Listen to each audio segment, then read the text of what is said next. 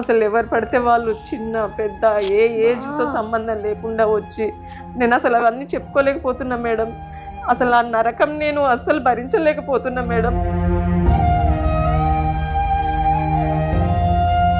మాకు అర్థమవుతుందమ్మా నువ్వు నీ బాధ ఏంటో కొట్టేవాళ్ళు మేడం, చేతులు కట్ చేసేవాళ్ళు, సిగరెట్లతో కాల్చేవాళ్ళు, మందు తాగొచ్చి ఇష్టం వచ్చినట్టు బిహేవ్ చేసేవాళ్ళు మేడం.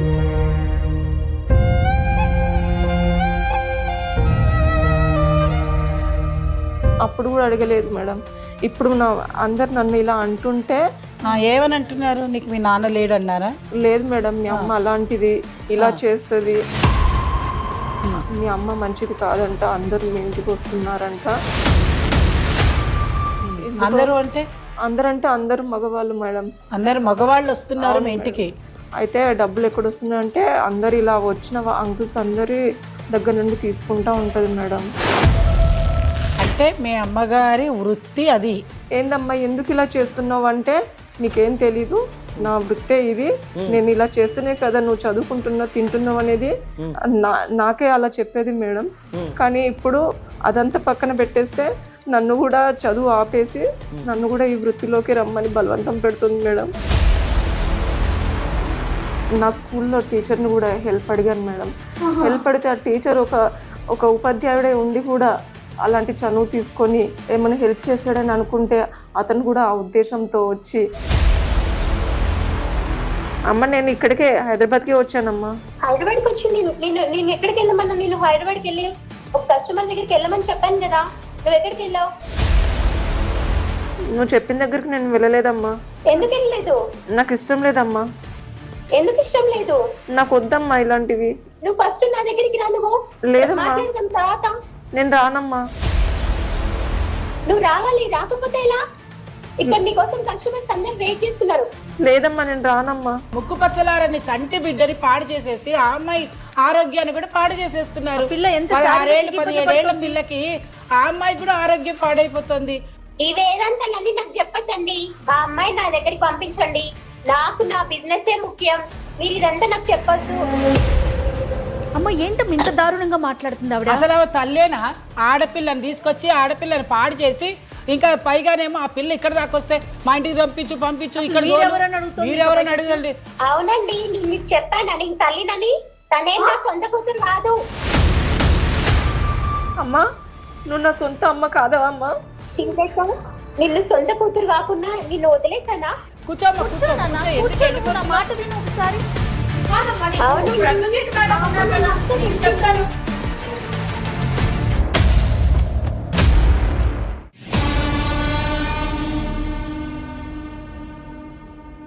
కాళ్లలో నొప్పి, నరాల వాపు వంటి లక్షణాలతో బాధపడుతున్నారా? వెరికోస్ వెయిన్స్ లో అత్యాధునిక చికిత్స Avis vascular centre. Avis hospital సమర్పించు లీగల్ అడ్వైస్ కార్యక్రమానికి స్వాగతం. నాతో పాటు అడ్వకేట్ వెంకటేశ్వరి గారు, అలానే మోటివేషనల్ స్పీకర్, ఫ్యామిలీ కౌన్సిలర్ కల్పవల్లి గారు ఉన్నారు. నమస్తే అమ్మ ఇద్దరికి.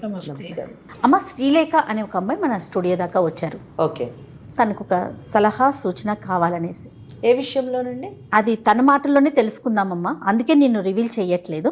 ఓకే, స్టూడియోలో కూర్చొని ఉన్నారు కాబట్టి ఒకసారి మాట్లాడదాం. తప్ప రైట్. నమస్తే అమ్మ శ్రీలేఖ. నమస్తే మేడం. నమస్తే మేడం, నా పేరు శ్రీలేఖ మేడం. నేను వికారాబాద్ నుండి వచ్చాను. అసలు నా ప్రాబ్లం ఎలా చెప్పాలో కూడా నాకు అర్థం కావట్లేదు మేడం. అసలు అది ఎట్లా చెప్పాలో కూడా నాకు తెలియట్లేదు మేడం. ఎంత ఉంటుంది? 17 సంవత్సరాలు మేడం. సో 17 అంటే మ్యారేజ్ అయితే కాలేదు? లేదు మేడం. అంటే నేను సమస్యతో ఉన్నాను అంటే ఏమైనా మ్యారేజ్ అయిందేమో, వాళ్ళ భర్తతో ఏమన్నా సమస్య ఏమో అని అనుకున్నాను. 17 years గర్ల్కి ఏం సమస్య ఉంటుంది? ఇది ఏమి ఇబ్బందికర పరిస్థితి ఏం లేదు, మేము చూసుకుంటాం. చెప్పున్నాను. నా ప్రాబ్లం అసలు ఎట్లా చెప్పుకోవాలో కూడా అది నాకు తెలియట్లేదు. అసలు ఎవరికన్నా ప్రాబ్లం వస్తే ఇంట్లో తల్లిదండ్రులు చెప్పుకుంటారు, కానీ నా ప్రాబ్లం వచ్చేసి మా అమ్మగారే. అది చెప్పినా కానీ నాకు మాటలు కూడా రావట్లేదు మేడం. యాక్చువల్లీ నేను స్కూల్కి వెళ్ళేటప్పుడు అంత బాగానే ఉంది మేడం. కొద్ది రోజులకి నన్ను అందరూ ఏడిపించారు మేడం. మీ అమ్మ అలాంటిది, మీ అమ్మ ఇలా చేస్తుంది అంట కదా అనేసి చాలా మంది ఏడిపించారు. నేను అందరితో గొడవ పడ్డాను, మా అమ్మ అలా కాదు, మా అమ్మ ఇలా చేస్తుంది అలా చేస్తుంది అంటే ఏం చేసేది మీ అమ్మ? ఏం చేస్తుంది అంటే మీ అమ్మ వ్యభిచారం చేస్తుంది అంట కదా అనేసి అందరు ఏడిపించారు మేడం. నేను అసలు అవన్నీ నేను పట్టించుకోలే మా అమ్మతో. మా అమ్మ అలాంటిది కాదు, మా అమ్మ చాలా మంచిదని నేను చాలా గొడవ పడ్డాను. కానీ అందరు అలా అందరూ ప్రతి ఒక్కరు నా ఫ్రెండ్స్ కానీ అందరూ అలా అంటూ ఏడిపిస్తుంటే నా వల్ల కాలేదు మేడం. అలా అని మా అమ్మని కూడా పోయి నేను డైరెక్ట్ గా అడగలేను.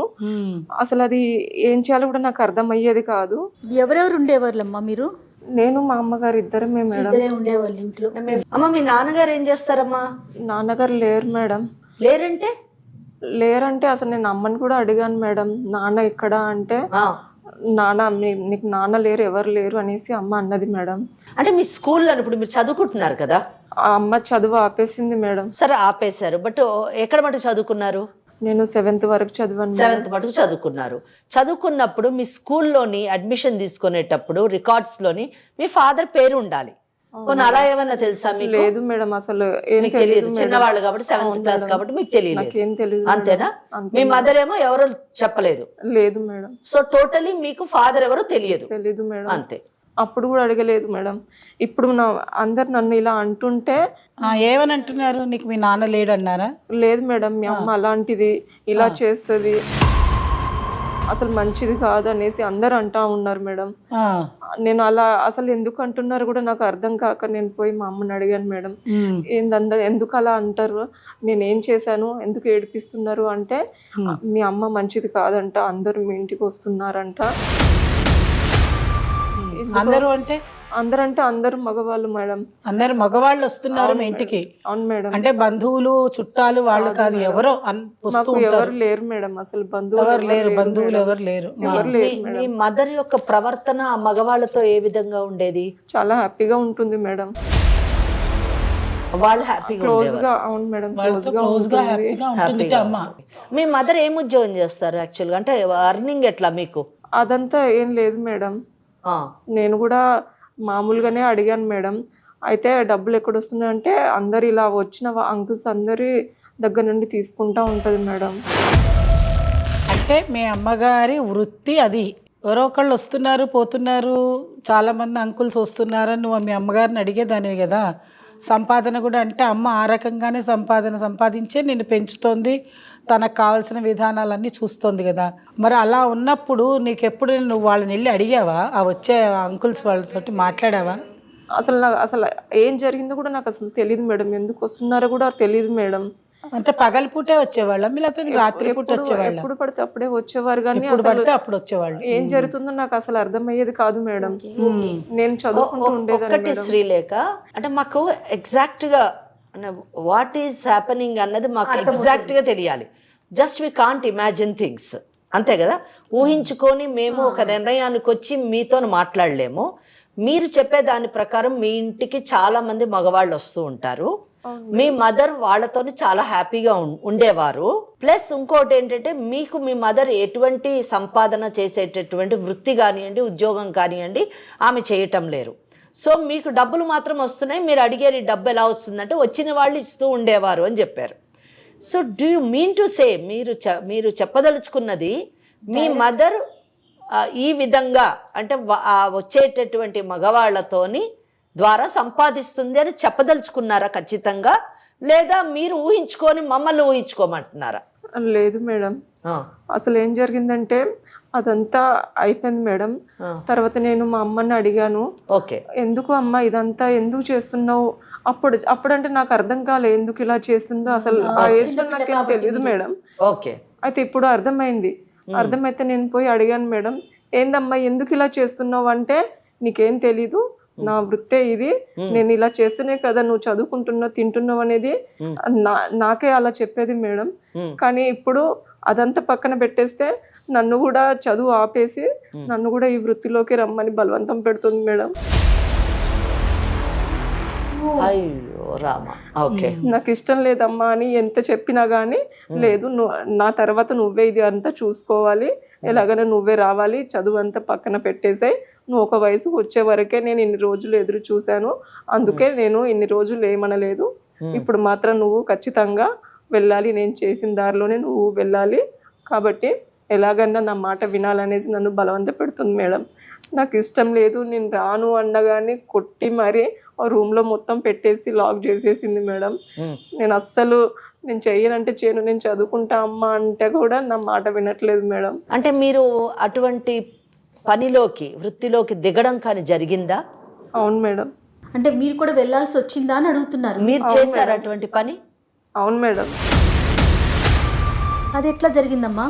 అదే మేడం, నాకు ఇష్టం లేదన్నా కానీ మా అమ్మ బలవంతంతో తిండి పెట్టకుండా అలానే ఉంచేసి నేను వెళ్ళే వరకు పట్టుబట్టింది మేడం. ఇక నేను తప్పక పరిస్థితుల్లో వెళ్ళాల్సి వచ్చింది మేడం. అబ్బాబ్బాబ్బా. కానీ నా వల్ల కాలేదు మేడం, నేను భరించలేకపోయాను మేడం. అసలు ఎవరు పడితే వాళ్ళు చిన్న పెద్ద ఏ ఏజ్తో సంబంధం లేకుండా వచ్చి నేను అసలు అవన్నీ చెప్పుకోలేకపోతున్నా మేడం. అసలు ఆ నరకం నేను అస్సలు భరించలేకపోతున్నా మేడం.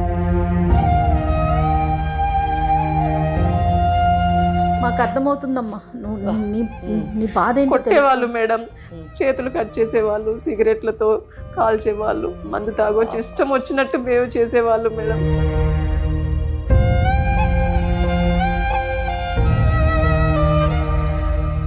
అసలు ఎందుకు బతుకున్నానా అని కూడా అనిపించింది మేడం.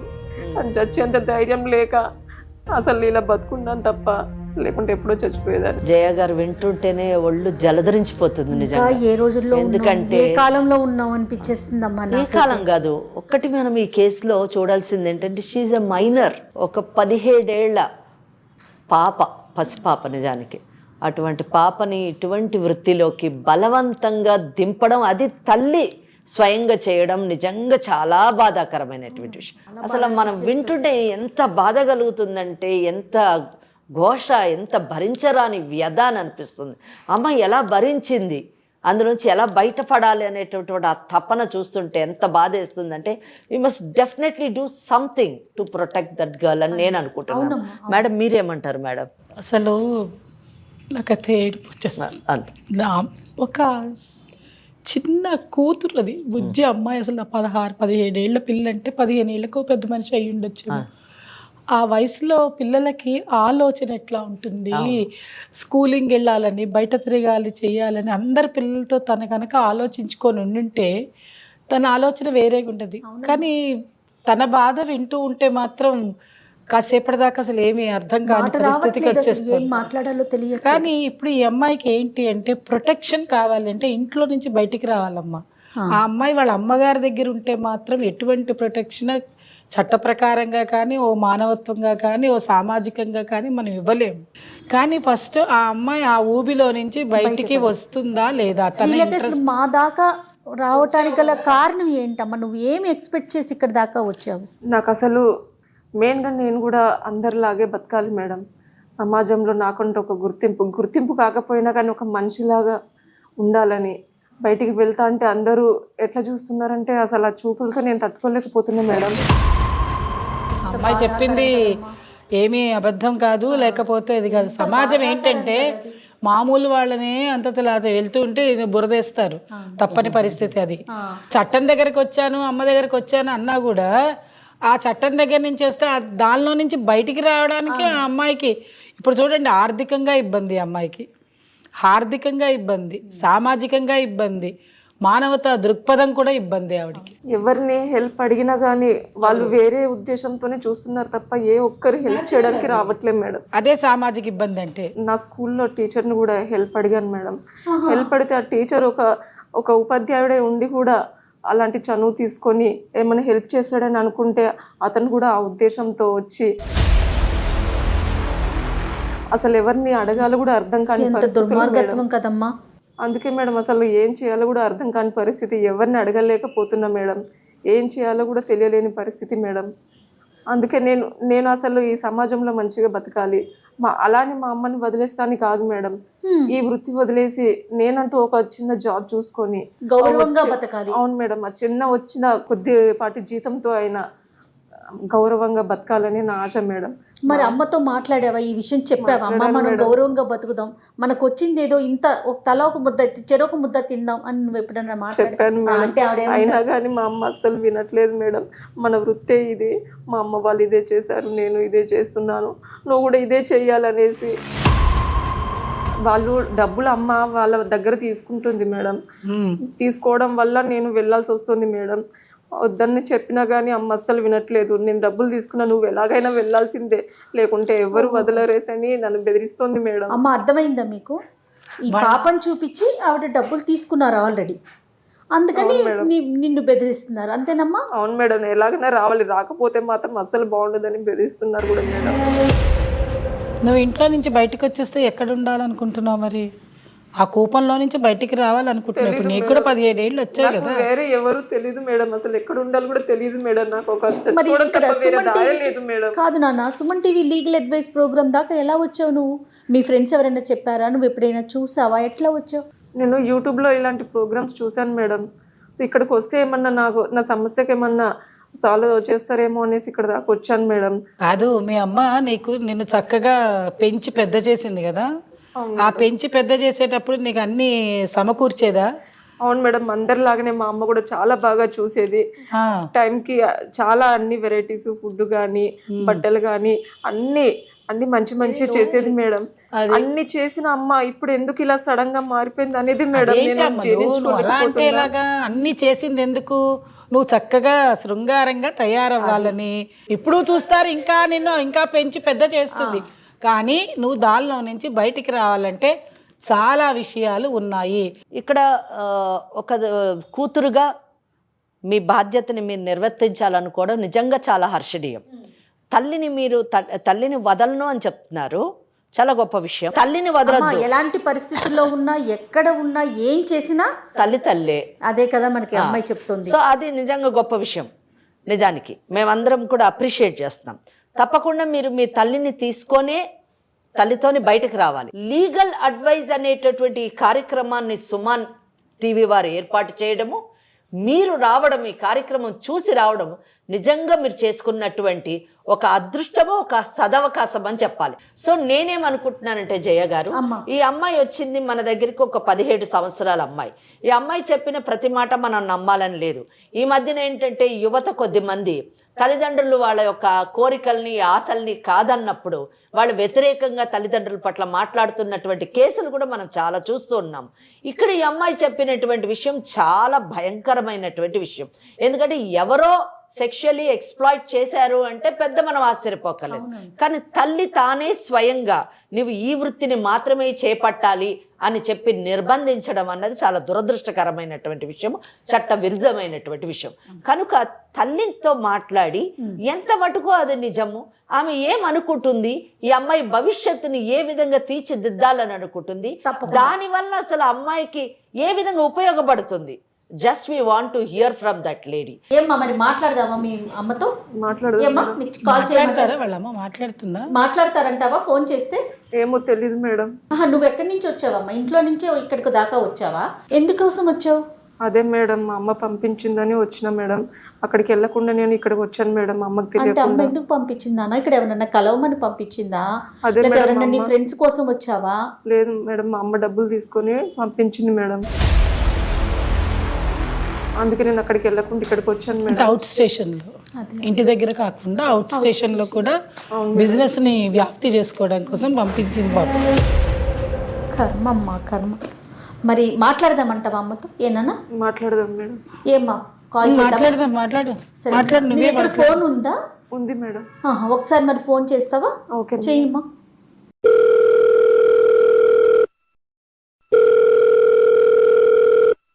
హలో హలో అమ్మా. హలో శ్రీలేఖ. అమ్మా ఎక్కడున్నావు? 2 రోజుల నుంచి నువ్వు అసలు? అమ్మ నేను హైదరాబాద్ లోనే ఉన్నా అమ్మా. ఎక్కడున్నావు? అమ్మ నేను ఇక్కడే. నాకు నువ్వు ఫస్ట్ ఇంటికి వెళ్ళి 2 రోజులైంది నువ్వు ఇంట్లో నుంచి బయటకు వెళ్ళి. నేను చెప్పిన దగ్గరికి వెళ్ళలేదు. నువ్వు ఫోన్ మాట్లాడమంటే నువ్వు మాట్లాడలేదు. అక్కడికి 2 రోజుల నుంచి నువ్వు ఫోనే లిఫ్ట్ చేయలేదు. నా ఫోను ఎక్కడికి వెళ్ళినావు 2 రోజుల నుంచి నువ్వు అసలు? అమ్మ నేను ఇక్కడికే హైదరాబాద్కే వచ్చానమ్మా. హైదరాబాద్కి వచ్చి నేను ఎక్కడికి వెళ్ళమన్నా? నేను హైదరాబాద్కి వెళ్ళి ఒక కస్టమర్ దగ్గరికి వెళ్ళమని చెప్పాను కదా, నువ్వు ఎక్కడికి వెళ్ళావు? నువ్వు చెప్పిన దగ్గరికి నేను వెళ్ళలేదమ్మా. ఎందుకు వెళ్ళలేదు? నాకు ఇష్టం లేదమ్మా. ఎందుకు ఇష్టం లేదు? నాకు వద్దమ్మా ఇలాంటివి. ఏమో నువ్వు ఏం చేద్దాం అనుకుంటున్నావు? ఎలా తిందామో ఎలా ఉందామో ఇద్దరం ఎలా బతుకుదాం చెప్పు. నేను ఉద్యోగం చేస్తానమ్మా, నేను చూసుకుంటానమ్మా. నేను ఏ ఉద్యోగం నువ్వు చేసేది? బయట నీకు సొసైటీ గురించి నీకు అర్థం కావట్లేదు. బయట ఎలా ఉందో నీకు తెలియట్లేదు. అసలు 2 రోజుల నుంచి నువ్వు ఎక్కడున్నావు, ఏం చేస్తున్నావు? నువ్వు ఫస్ట్ నా దగ్గరికి రా, నువ్వు లేదమ్మా. మాట్లాడదాం తర్వాత. నేను రానమ్మా. నువ్వు రావాలి, రాకపోతే ఎలా? ఇక్కడ నీ కోసం కస్టమర్స్ అందరు వెయిట్ చేస్తున్నారు. లేదమ్మా నేను రానమ్మా. నువ్వు రావాలి, నువ్వు తప్పకుండా రావాలి, వచ్చి తీరాల్సిందే. లేదమ్మా నాకు అసలు వద్దమ్మా మనం ఏం ఇలాంటివి. తింటాం, ఎలా ఉందాం? ఇప్పుడు నువ్వు ఖాళీగా కూర్చో, నేను ఖాళీగా కూర్చుంటాను. మన ఇద్దరిని ఎవరు పోషిస్తారు? లేదమ్మా నేను అడుక్కునైనా నేను పోషిస్తానమ్మా, కానీ నేను మాత్రం ఇది చేయనమ్మా. అనుకోవడానికి కూడా ఇక్కడ ఎవరు, బయట సొసైటీ గురించి నీకు అర్థం కావట్లేదు. నేను చిన్నప్పటి నుంచి చూస్తూనే ఉన్నా. మనల్ని చూసే చూపులే వేరు, నిన్ను చూసే చూపులు వేరు. నిన్ను అడుకుంటా ఉన్నా ఇక్కడ ఎవరు ఒప్పుకోరు. ఇక్కడ లేదమ్మా నువ్వు ఇంటికి రా, ఫస్ట్ మన ఇక్కడ నేను మాట్లాడు. రానమ్మా. నేను వస్తాను, నువ్వు ఎక్కడున్నావు చెప్పు ఫస్ట్, నేను వస్తాను. నేనైతే రానమ్మా. హలో ఎక్కడికి రమ్మంటున్నావు? నీ బిడ్డని ఎక్కడికి రమ్మంటున్నావు? ఇప్పుడు ఆ అమ్మాయి మా దగ్గరికి వచ్చింది, సుమన్ లీగల్ అడ్వైజ్ అని మా స్టూడియోకి వచ్చి కూర్చుంది. ఇప్పుడు సుమన్ టీవీ లేదు, ఏం లేదు. ఫస్ట్ నా దగ్గరికి పంపించండి మా ఇంటికి. ఏం టీవీ ఉన్నదో ఏం టీవీ లేదో ఫస్ట్ ఆ అమ్మాయిని అడుగు, చెప్తుంది ఎందుకు వచ్చిందో. తనకి ఏం తెలుసండి? చిన్నప్పటి నుంచి పెంచింది, పెద్ద చేసింది, చిన్నప్పటి నుంచి చదివించింది అన్ని నేనే. తనకి ఏం తెలుసు? ఇప్పుడు చిన్నపిల్ల తను ఏం చెప్తే అది వింటది. అమ్మా సబిత గారు నమస్తే అమ్మా. ఇది లీగల్ అడ్వైజ్ అనే ప్రోగ్రాము సుమన్ టీవీలో జరుగుతా ఉంది. ఈ ప్రోగ్రామ్ కి మీ పాప వచ్చింది, ఒకసారి వినండి అమ్మా. మీరు చెప్పడమే కాదు, మీరు చెప్పే మాట ఒకసారి వినండి కొంచెం. పాప మా స్టూడియో దాకా వచ్చింది. నాతో పాటు మోస్ట్ సీనియర్ అడ్వకేట్ వెంకటేశ్వరి గారు, అలానే ఫ్యామిలీ కౌన్సిలర్ కల్పవల్లి గారు ఉన్నారు. తన బాధ మొత్తం పుట్టినప్పటి నుంచి ఇప్పటి వరకు ఆ పసిపిల్ల పడుతున్న బాధ మొత్తం మాకు చెప్తా ఉంది. దానికి సంబంధించి మీతో మాట్లాడుతున్నామమ్మా. మీరు కొంచెం ఓపికగా మాట్లాడాలి, అంతేగాని మీరెవరు మేమెవరు కాదు. మీ దాకా లేదు సమస్య, మీ ఇంట్లో సమస్య కాదు, ఇది బయటకు వచ్చేసింది ఈ సమస్య. చిన్నప్పటి నుంచి నేను అలానే పెరిగానండి, తనని అలానే పెంచాను. ఇప్పుడు మీరు మధ్యలో వచ్చారు, లీగల్ అడ్వైజర్ అది ఇది అంటే మీకు తిండి పెట్టారా అండి? మాకేమన్నా మేము ఎలా పెరిగామో అలానే తనని కూడా పెంచాము. కాదమ్మా, ఇష్టాలతో పని లేదా? అంటే మీ తాతల నాడు ఏం జరిగిందో ఇప్పటికీ అదే జరగాల తల్లి? ఇష్టాలు తుంచి కూర్చుంటే మాకు తిండి ఎవరు పెడతారండి? మీరు ఒకసారి అందులో నుంచి బయటికి వస్తే తిండి ఎవరు పెడతారు, ఎట్లా పెడతారనే తెలుస్తుంది. మీకు వినడానికే ఓపిక లేకపోతే ఇంకా ఆ అమ్మాయి జీవితం ఏం బాగు చేస్తారు మీరు చెప్పండి? కాదమ్మా, మీరు అంటున్నారు మీ జీవనోపాధి కోసం మేము ఈ పని చేస్తున్నాం అంటున్నారు. మీకు జీవనోపాధి కావాలంటే ఎన్నో చోట్ల ఎన్నో ఉన్నాయి తల్లి, మీరు అసలు వినండి. ఎందుకు చెప్తున్నామంటే ఇప్పుడు మీరు అమ్మా మీకు అర్థం కావట్లేదు. ఈ వృత్తి వల్ల మీరు ఇబ్బంది పడడమే కాదు, మీ అమ్మాయిని ఇబ్బంది పెట్టడమే కాదు, అక్కడికి వచ్చేటువంటి వాళ్ళకు కూడా ఇబ్బందే, వాళ్ళ కుటుంబాలు కూడా పాడైపోతాయి.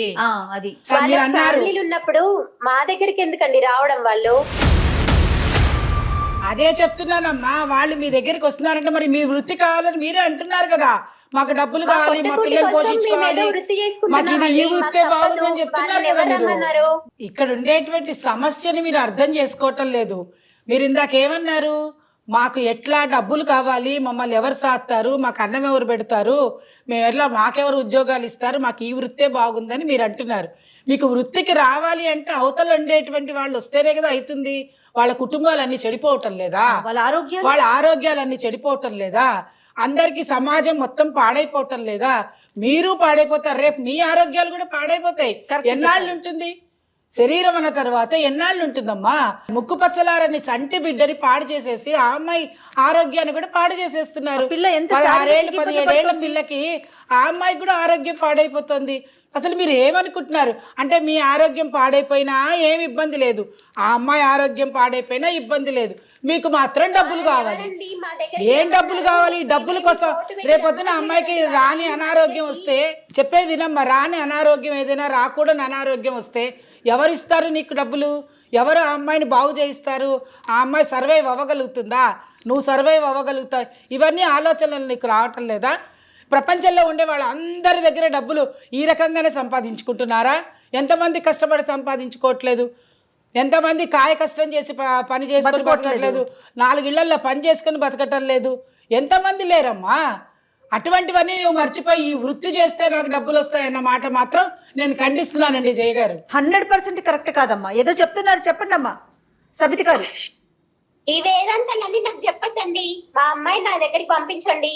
నాకు నా బిజినెస్ ఏ ముఖ్యం, మీరు ఇదంతా నాకు చెప్పొద్దు. మా దగ్గరికి వచ్చి కస్టమర్స్ మా దగ్గరికి అసలు నువ్వు అమ్మవేనా తల్లి?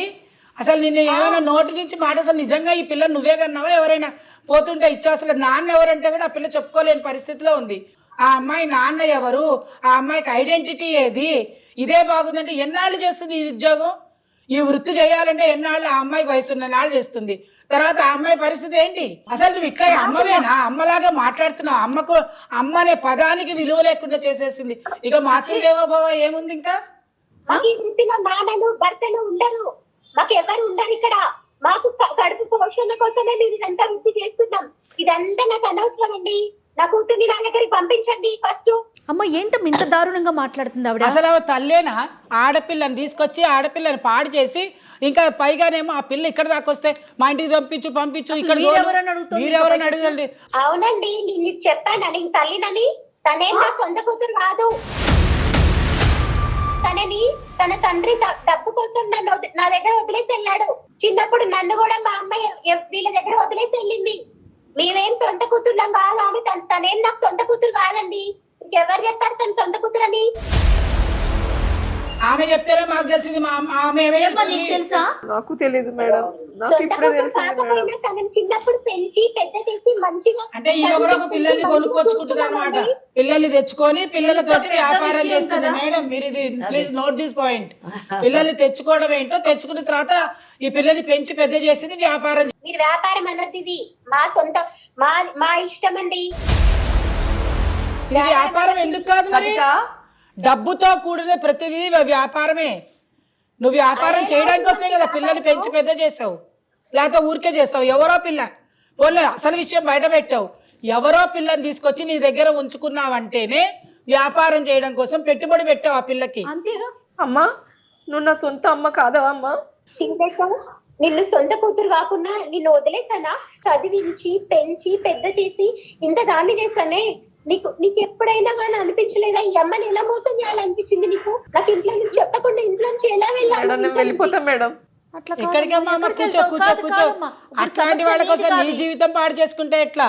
ఆమె చేసిన పనికి ఇంకా నువ్వు జీవితం కూడా పాడు చేసుకుంటావు. ఇప్పటికన్నా కళ్ళు తెచ్చుకుని బయటకు వచ్చావు. సమాజం అయిపోయింది ఇది. ఇప్పుడు సమాజంకి అయిపోయింది. ఎవరైతే ఆవిడ చక్కగా ఒప్పుకుంటోంది, తను చెప్పినవన్నీ వింటోంది.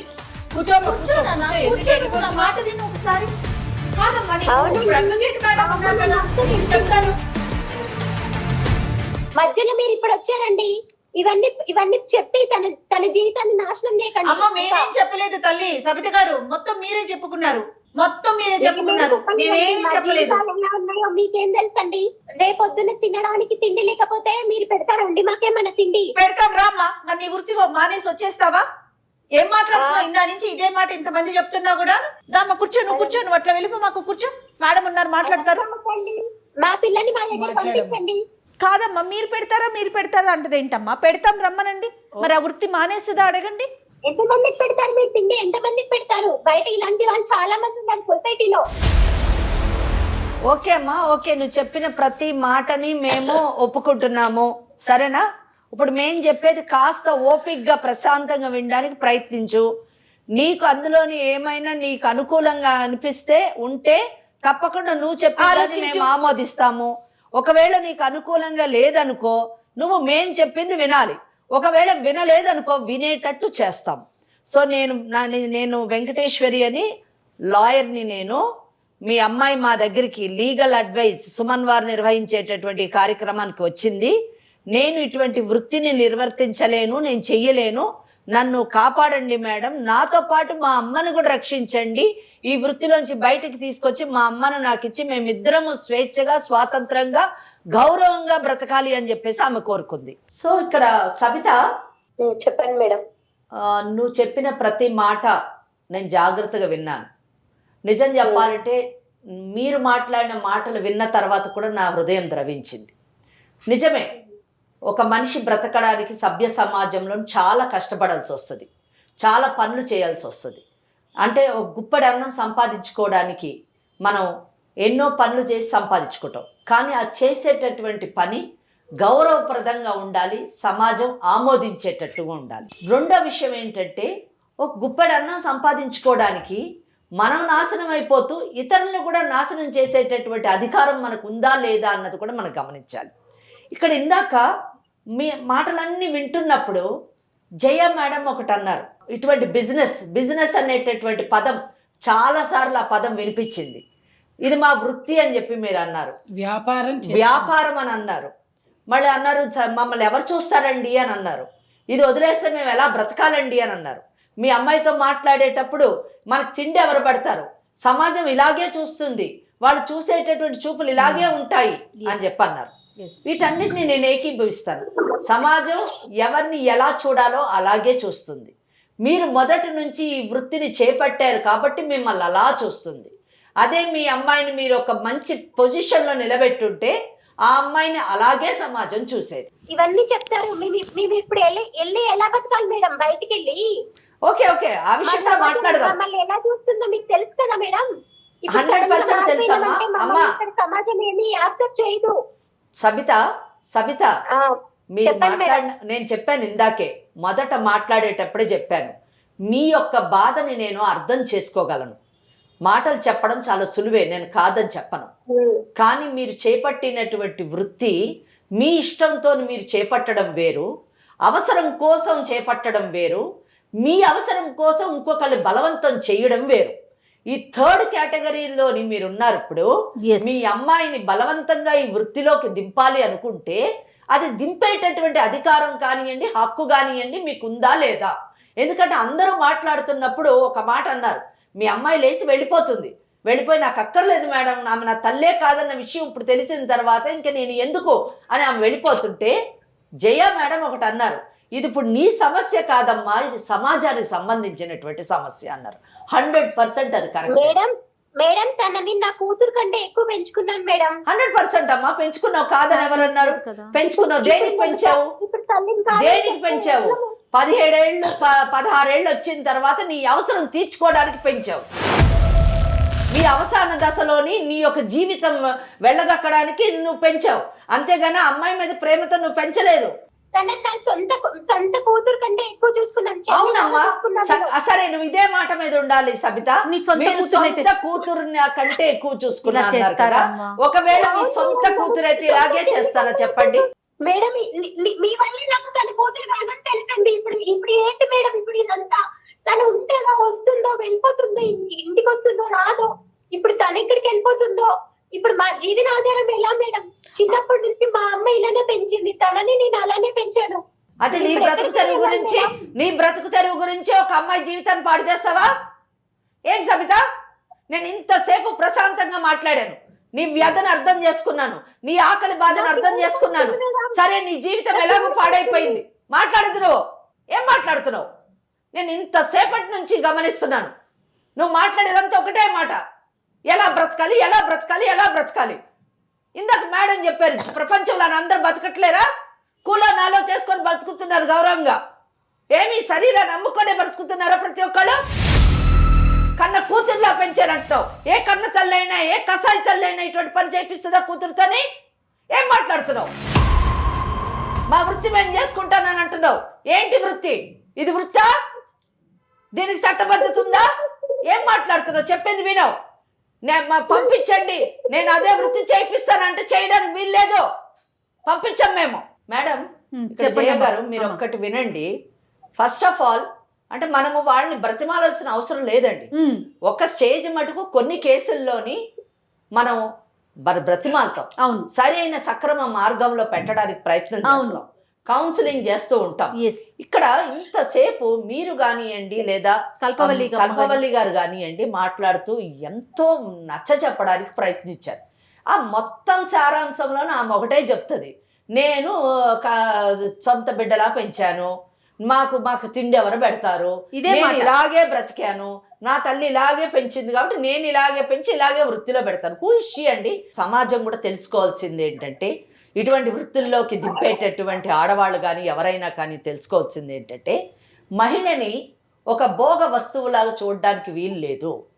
మహిళని గౌరవప్రదమైనటువంటి ఒక మనిషిగా ట్రీట్ చేయాలని చట్టం 1986వ సంవత్సరంలోని prevention of immoral traffic act అని చెప్పేసి ఒక చట్టాన్ని తీసుకు. ఎందుకంటే మహిళల్ని ఇలాగా అమ్మి వారి శరీరంతో వ్యాపారం చేసేటటువంటి ఒక దుర్గంధమైనటువంటి మేడం నా కూతుర్ని నా దగ్గరికి పంపించండి మేడం. నిన్ను మాట్లాడొద్దని చెప్పాను నేను.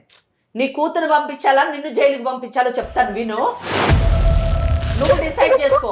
నీ కూతుర్ని పిలిపించుకొని ఇదే వృత్తిలో కంటిన్యూ చేస్తావా, లేదా నువ్వు నోరు మూసుకొని మారి నీ కూతురుతో నిన్ను పోషిస్తా అంటుంది మర్యాదగా మంచి జీవితం జీవిస్తావా నిర్ణయం తీసుకో. జయ గారు ఇక్కడ ఏంటంటే కొన్ని చట్టాలని అంటే మహిళని ఎక్స్ప్లాయిట్ చేయకుండా ఉండడానికి, దోచుకోకుండా ఉండడానికి, మహిళ గౌరవప్రదమైనటువంటి జీవితాన్ని జీవించడానికి కొన్ని చట్టాలని తీసుకొని రావడం జరిగింది.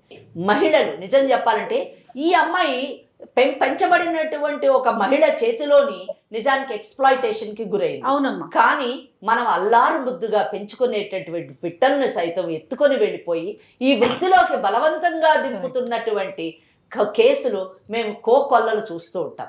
అది ఎంత దయనీయం అండి. నిజంగా మన కడుపును పుట్టినటువంటి బిడ్డలు, మనం హక్కును చేసుకొని పెంచినటువంటి బిడ్డల్ని ఎవరో ఎత్తుకెళ్ళిపోయి ఏదో రెడ్ లైట్ ఏరియాస్లో అమ్మేసి వాళ్ళని 10 మంది 100 మంది మృగాల్లాంటి మగవాళ్ళు దోచుకుంటుంటే వినడానికి కానివ్వండి, అసలు తలుచుకుంటేనే హృదయం ద్రవించిపోతుంది. 1986లోని ఒక చట్టాన్ని తీసుకొచ్చారు, ప్రివెన్షన్ ఆఫ్ ట్రాఫిక్ యాక్ట్ అని చెప్పేసి తీసుకురావడం జరిగింది. అయితే దీని తర్వాత ఇంకా దీన్ని కఠినంగా ఇంకా పగడ్బందీగా తీసుకురావాలని అది పీటా అయితే సీటా అనేటటువంటి యాక్ట్ని తీసుకొచ్చింది. అది ఫస్ట్ యాక్ట్ 1986లో ప్రివెన్షన్ అయితే second act suppression of human trafficking act. అంటే ఇటువంటి చర్యలు అంటే ఇటువంటి వృత్తులు చేపట్టినటువంటి సంస్థలను కానివ్వండి, మనుషుల్ని కానివ్వండి సప్రెస్ చేయాలి, ఇటువంటి వాటిని సప్రెస్ చేయాలి అని సీత అనేటటువంటి యాక్ట్ని తీసుకురావడం. అయితే ఇక్కడ కేటగిరీస్ చేశారు. ఇది ఒక పెద్ద డిబేటబుల్ సబ్జెక్ట్ నిజం చెప్పాలంటే. అంటే ప్రాస్టిట్యూషన్ అన్నది అంటే వ్యభిచారం అన్నది, మనం వ్యభిచారమే అనాలి పదాన్ని. ఈ వ్యభిచారం అన్నటువంటిది లీగలైజ్డా నాన్ లీగలైజ్డా అన్నది ఇక్కడ మెయిన్. అంటే ఇక్కడ క్వశ్చన్ మార్క్. కానీ భారతదేశంలో ఉన్నటువంటి చట్టము కంప్లీట్గా అది లీగలైజ్డ్ అని చెప్పదు, లేదా కంప్లీట్గా నాన్ లీగలైజ్డ్ అని చెప్పదు. ఎక్కడ మటుకు లీగలైజ్డ్, ఎక్కడ మటుకు నాన్ లీగలైజ్డ్. అంటే ఒక వ్యక్తి తన ఇష్టానుసారముగా తనకు అనుకూలంగా తన ఆనందానికి తన బ్రతుకు తెరువుకి ఈ వృత్తిని కానీ చేపడితే అది లీగలైజ్డ్గా కన్సిడర్ చేస్తుంది. కానీ ఒక వ్యవస్థ పరంగా, ఒక సామాజిక పరంగా, ఒక ఇన్స్టిట్యూషన్ పరంగా ఇది వృత్తిని చేపడితే అది ఇల్లీగల్గా కన్సిడర్ చేస్తుంది. అందుకే దానికి ఏం చేశారంటే కేటగిరీస్ చేశారు. క్లయింట్స్ అనేటటువంటి వాళ్ళు అంటే ఈ వృత్తిలోని మహిళని దోచుకోవడానికి, మహిళ ద్వారా ఆనందాన్ని పొందాలి అనుకునేటటువంటి వారిని క్లయింట్స్ అని సెకండ్ కేటగిరీ చేసి, ఈ క్లయింట్స్ కానీ మైనర్స్ని కానీ ఒకవేళ దోచుకోవడానికి ప్రయత్నిస్తే, సెక్షువల్ అబ్యూస్ చేస్తే వాళ్ళకి సుమారు 3 సంవత్సరాల పైబడిన శిక్ష విధించాలి అనేటటువంటి ఒక నియమాన్ని నియమించారు. అంటే ఇక్కడ ఈ కేసులోని ఈ అమ్మాయి మైనర్, ఆ విషయాన్ని మనం గుర్తుంచుకోవాలి. అంటే ఏ క్లయింట్ అయినా వచ్చి ఈ అమ్మాయిని కానీ ఈ వృత్తిలోని ఆ అమ్మాయిని సెక్షువల్ అబ్యూస్ చేస్తే వాడికి ముందు 3 సంవత్సరాల శిక్ష పడేటటువంటి అవకాశం ఉంది. అది కూడా ఏంటి, పబ్లిక్ ప్లేస్లో చేయకూడదు, న్యూసెన్స్ క్రియేట్ చేయకూడదు. సో ఇది సెకండ్ కేటగిరీ.